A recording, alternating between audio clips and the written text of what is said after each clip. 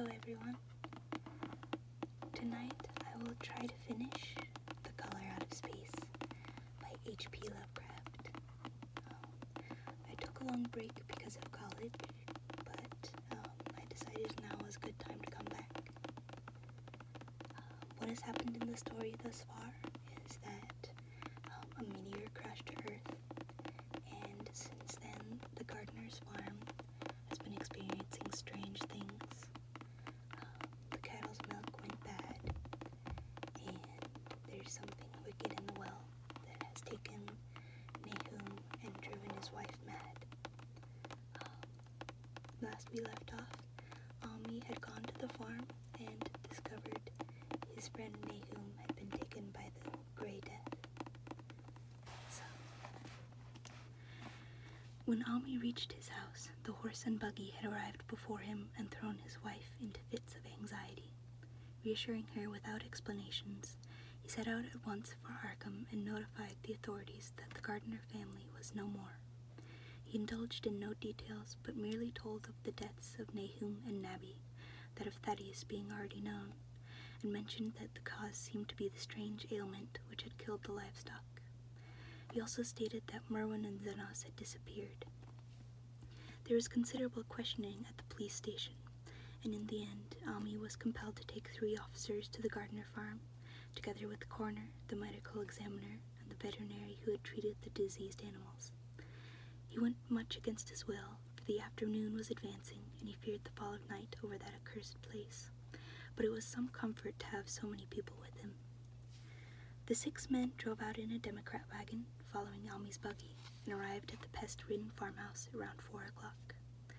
Used as the officers were to gruesome experiences, not one remained unmoved at what was found in the attic and under the red-checked tablecloth on the floor below.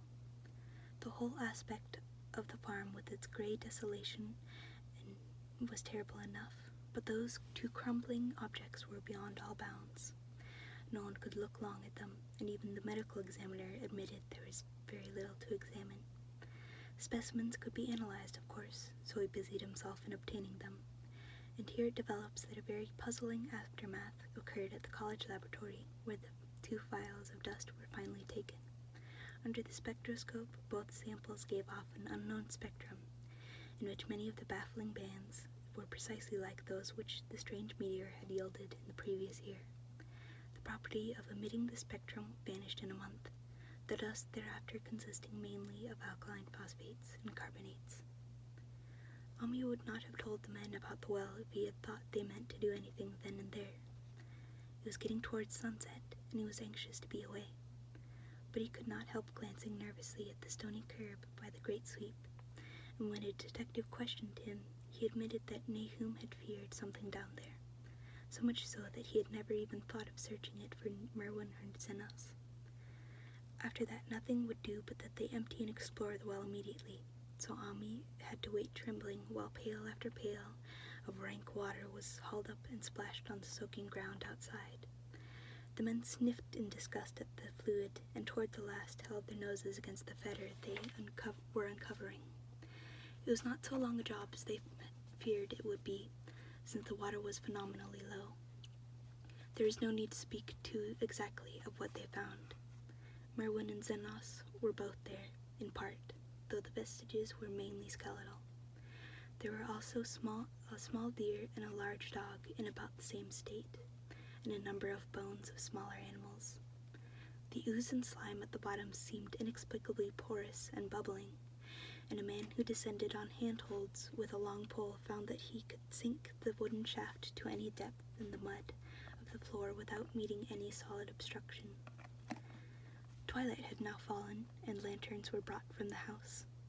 Then, when it was seen that nothing further could be gained from the well, everyone went indoors and conferred in the ancient sitting room, while the intermittent light of the spectral half-moon played wanly on the gray desolation outside. The men were frankly nonplussed by the entire case, and could find no convincing common element to link the strange vegetable conditions, the unknown disease of livestock and humans, and the unaccountable deaths of Merwin and Zenos in the tainted well. They had heard the common country talk, it is true, but could not believe that anything contrary to natural law had occurred. No doubt the meteor had poisoned the soil, but the illness of persons and animals who had eaten nothing grown in that soil was another matter. Was it the well water? Very possibly. It might be a good idea to analyze it, but what peculiar madness could have made both boys jump into the well? Their deeds were so similar, and the fragments showed that they had both suffered from the gray, brittle death. Why was everything so gray and brittle? It was the coroner, seated near a window overlooking the yard, who first noticed the glow about the well. Night had fully set in, and all the important grounds seemed faintly luminous with more than the fitful moonbeams. But this new glow was something definite and distinct, and appeared to shoot up from the black pit like a softened ray from a searchlight, giving dull reflections in the little ground pools where the water had been emptied. It had a very strange color, and all the men clustered round the window. Ami gave a violent start, for this strange beam of ghastly miasma was to him of no unfamiliar hue. He had seen that color before, and feared to think what it might mean. He had seen it in the nasty brittle globule in that aerolite 2 summers ago, had seen it in the crazy vegetation of the springtime, and had thought he had seen it for an instant that very morning against the small barred window of that terrible attic room where nameless things had happened. It had flashed there a second, and a clammy and hateful current of vapor had brushed past him, and then poor Nahum had been taken by something of that color. He had said so at the last, said it was like the globule and the plants. After that had come the runaway in the yard and the splash in the well, and now that well was belching forth to the night a pale, insidious beam of that same demonic tint. It does credit to the alertness of Ami's mind that he puzzled even at that tense moment over a point which was essentially scientific. He could not but wonder at his gleaning of the same impression from a vapor glimpsed in the daytime, against a window opening on the morning sky, and from a nocturnal exhalation seen as a phosphorescent mist against the black and blasted landscape. It wasn't right, it was against nature, and he thought of those terrible last words of his stricken friend.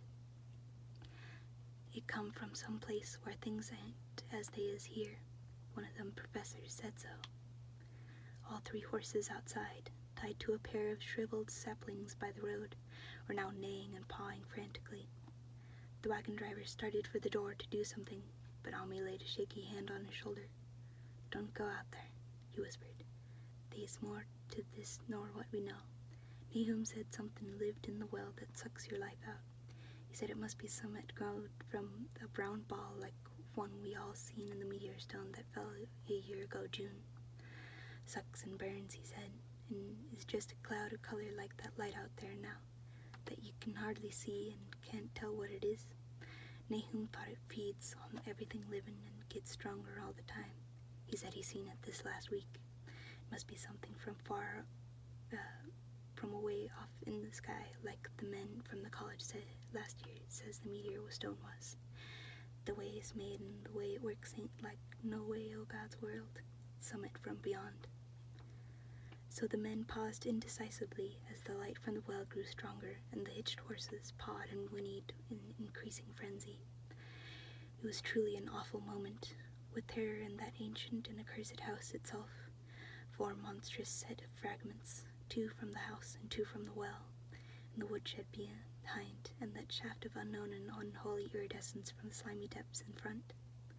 Ami had restrained the driver on impulse, forgetting how uninjured he himself was after the clammy brushing of that colored vapor in the attic room, but perhaps it is just as well that he acted as he did.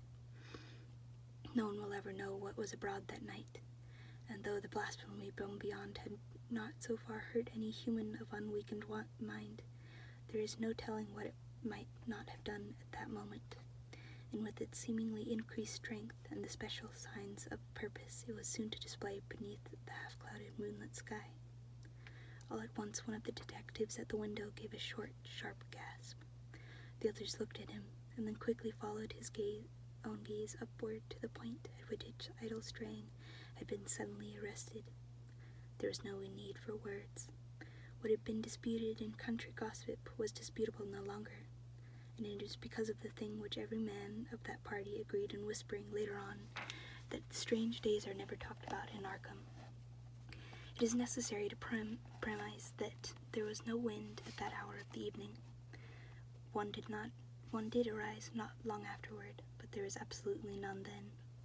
Even the dried tips of the lingering hedge mustard, gray and blighted, and the fringe on the roof of the standing Democrat wagon were unstirred.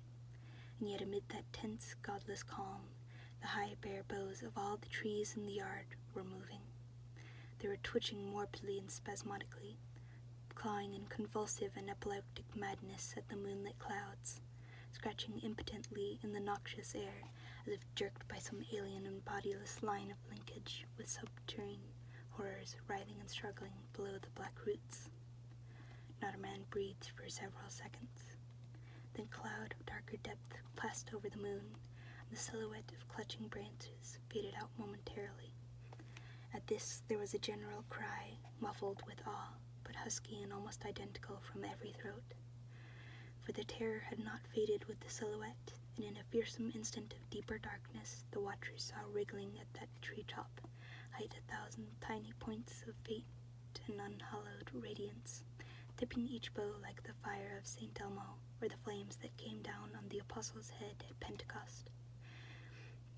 It was a monstrous constellation of unnatural light, like a glutted swarm of corpse-fed fireflies dancing hellish sarabands over an accursed marsh, and its color was that same nameless intrusion which Ami had come to recognize and dread. All the while the shaft of phosphorescence from the well was getting brighter and brighter, bringing to the minds of the huddled men a sense of doom and abnormality which far outraced any image their conscious minds could form. It was no longer shining out, it was pouring out, and as the shapeless stream of unplaceable color left the well, it seemed to flow directly into the sky. The veterinary shivered and walked to the front door to drop the heavy extra bar across it. Ami shook no less, and had to tug and point for lack of a controllable voice when he wished to draw notice to the growing luminosity of the trees. The neighing and stamping of the horses outside had become utterly frightful, but not a soul of that group in the house would have ventured forth for any earthly reward. But the moments the shining of the trees increased, while the restless branches seemed to strain more and more vertically. The wood of the well sweep was shining now, and presently a policeman dumbly pointed to some wooden sheds and beehives near the stone wall on the west. They were commencing to shine too, though the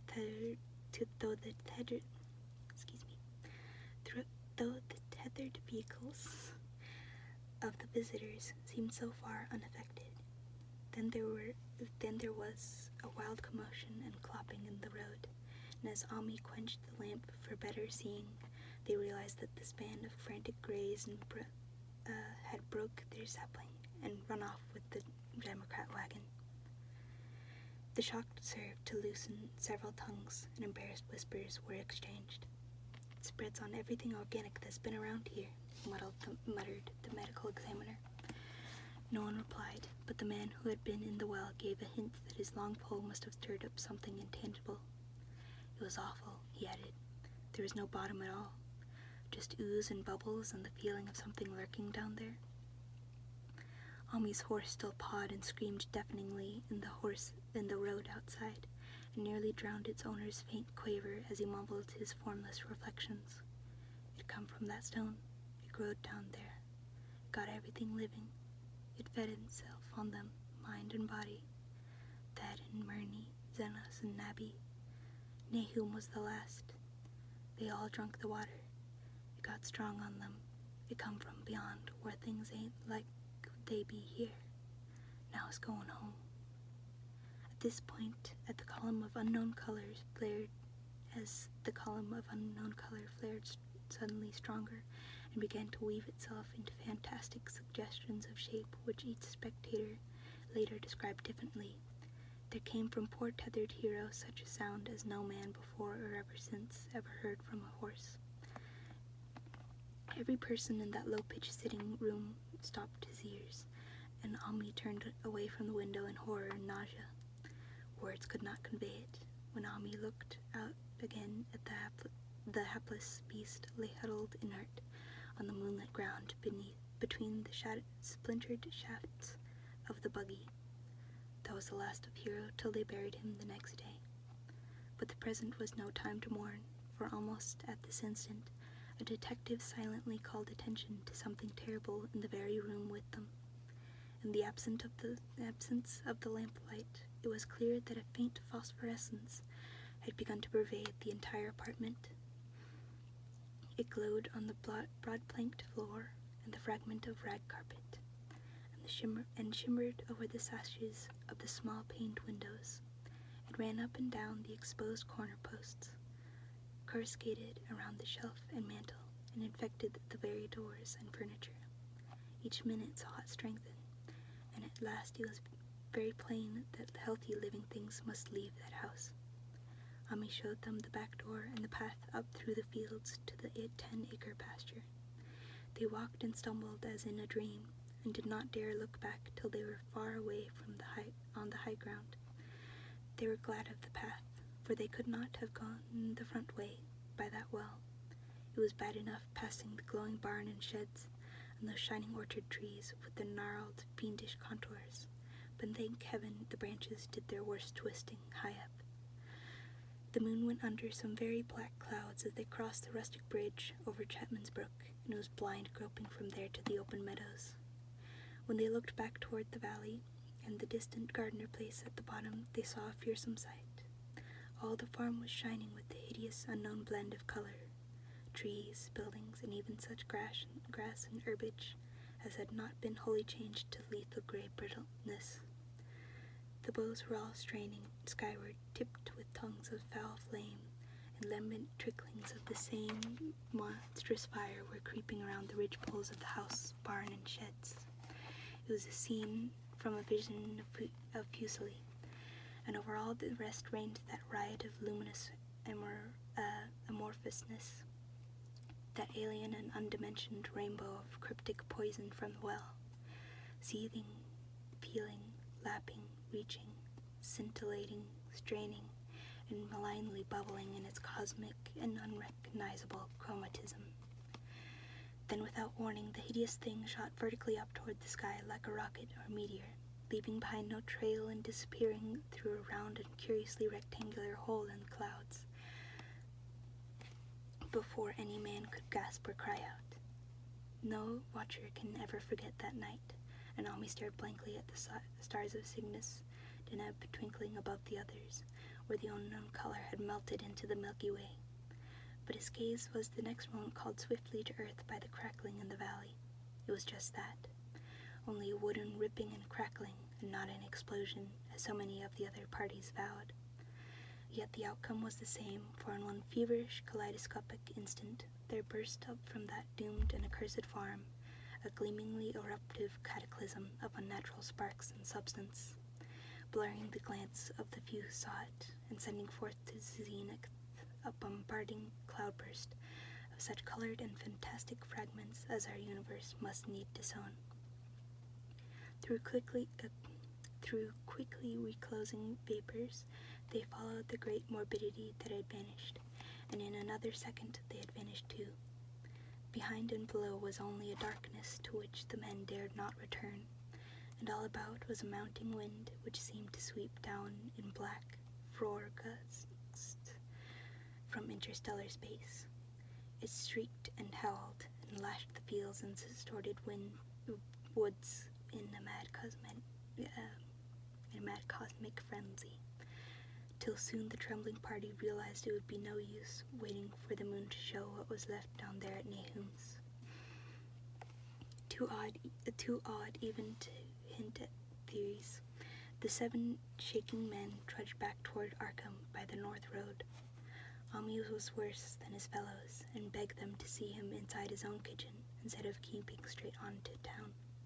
He did not wish to cross the nighted, wind-whipped woods alone to his home on the main road, for he had had an added shock that the others were spared, and was crushed forever with a brooding fear he dared not even mention for many years to come. As the rest of the watchers on that tempestuous hill had stolidly set their faces toward the road, Ami had looked back an instant at the shadowed valley of desolation, so lately sheltering his ill-starred friend. And from that stricken, faraway spot he had seen something feebly rise, only to sink down again upon the place from which the great shapeless horror had shot into the sky. It was just a color, but not any color of our earth or heavens. And because Ami recognized that color and knew that this last faint remnant must still lurk down there in the well, he has never been quite right since. Ami would never go near the place again. It is over half a century now since the horror happened, but he has never been there, and will be glad when the new reservoir blots it out. I shall be glad too, for I do not like the way the sunlight changed color around the mouth of that abandoned well I passed. I hope the water will always be very deep, but even so, I shall never drink it. I do not think I shall visit the Arkham country there hereafter. 3 of the men who had been with Ami returned the next morning to see the ruins by daylight, but there were not any real ruins, only the bricks of the chimney, the stones of the cellar, some mineral and metallic litter here and there, and the rim of that nefandous well. Save for Ami's dead horse, which they towed away and buried, and the buggy which they shortly returned to him, everything that had been there, that had ever been living, had gone. 5 eldritch acres of dusty gray desert remained, nor has anything ever grown there since. To this day it sprawls open to the sky like a great spot eaten by acid in the woods and fields, and the few who have ever dared glimpse it, in spite of the rural tales, have named it the Blasted Heath. The rural tales are strange. They might even be stranger if city men and college chemists could be interested enough to analyze the water from that disused well, or the gray dust that no wind ever seems ever to disperse. Botanists, too, ought to study the stunted flora on the borders of that spot, for they might shed light on the country notion that the blight is spreading, little by little, perhaps an inch a year. People say that the color of the neighboring herbage is not quite right in the spring, and that wild things leave strange prints in the light winter snow. Snow never seems quite so heavy on the Blasted Heath as it is elsewhere. Horses, the few that are left in this motor age, grow skittish in the silent valley, and hunters cannot depend on their dogs too near the splotch of grayest dust. They say the mental influences are very bad, too. Numbers went strange in the years after Nahum's taking, and always they lacked the power to get away. Then the stronger-minded folk all left the region, and only the foreigners tried to live in the crumbling homesteads. They could not stay, though, and one sometimes wonders what insight beyond ours their wild, weird stores of whispered magic had given them. Their dreams at night, they protest, are very horrible in that grotesque country, and surely the very look of the dark realm is enough to stir a morbid fancy. No traveler has ever escaped a sense of strangeness in those deep ravines, and artists shiver as they paint thick woods whose mystery is as much of the spirit as of the eye. I myself am curious about the sensation I derived from my one lone walk before Ami told me his tale. When twilight came, I had vaguely wished some clouds would gather, for an odd timidity about the deep skyey voids above had crept into my soul. Do not ask me for my opinion. I do not know. That is all. There is no one but Ami to question, for Arkham people will not talk about the strange days. And all 3 professors who saw the aerolite and its colored globule are dead. There are other globules, depend on that. One must have fed itself and escaped, and probably there was another which was too late. No doubt it is still down the well. I know there was something wrong with the sunlight I saw about that miasmal brink. The rustics say the blight creeps an inch a year, so perhaps there is a kind of growth or nourishment even now. But whatever demon hatchling is there, it must be tethered to something, or else it would quickly spread. It fastened to the roots of those trees that claw the air. One of the current Arkham tales is about fat oaks that shine and move as they ought not to do at night. What it is, only God knows. In terms of matter, I suppose the thing Ami described would be called a gas, but this gas obeyed laws that are not of our cosmos. This was no fruit of such worlds and suns as shine on the telescopes and photographic plates of our observatories. This was no breath from the skies whose motions and dimensions our astronomers measure or deem too vast to measure.